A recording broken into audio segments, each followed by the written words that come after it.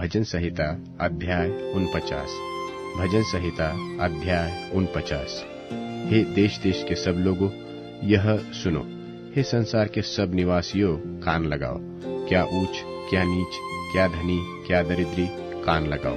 मेरे मुंह से बुद्धि की बातें निकलेंगी और मेरे हृदय की बातें समझ की होंगी।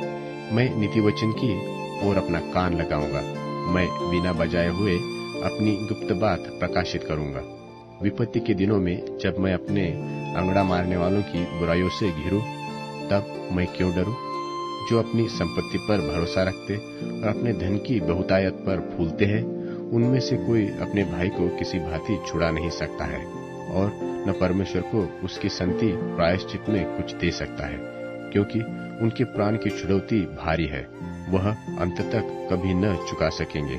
कोई ऐसा नहीं जो सदैव जीवित रहे और कब्र को न देखे, क्योंकि देखने में आता है कि बुद्धिमान भी मरते हैं और मूर्ख और पशु सरीखे मनुष्य भी दोनों नाश होते हैं और अपनी संपत्ति औरों के लिए छोड़ जाते हैं। वे मन ही मन यह सोचते हैं कि उनका घर सदा स्थिर रहेगा और उनके निवासी पीढ़ी से पीढ़ी तक बने रहेंगे, इसलिए वे अपनी अपनी भूमि का नाम अपने अपने नाम पर रखते हैं। परंतु मनुष्य प्रतिष्ठा पाकर भी स्थिर नहीं रहता। वह पशुओं के समान होता है जो मर मिटते हैं।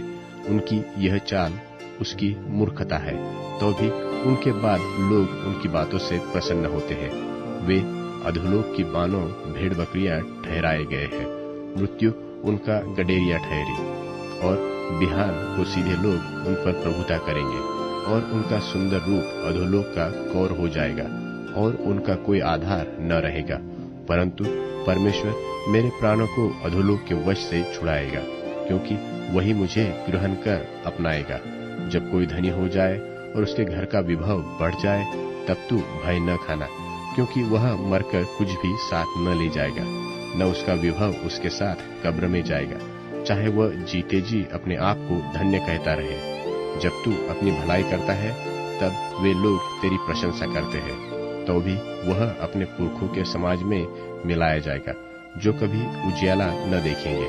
मनुष्य चाहे प्रतिष्ठित भी हो, परंतु यदि वह समझ नहीं सकते, तो वे पशुओं के समान हैं जो मर मिटते हैं।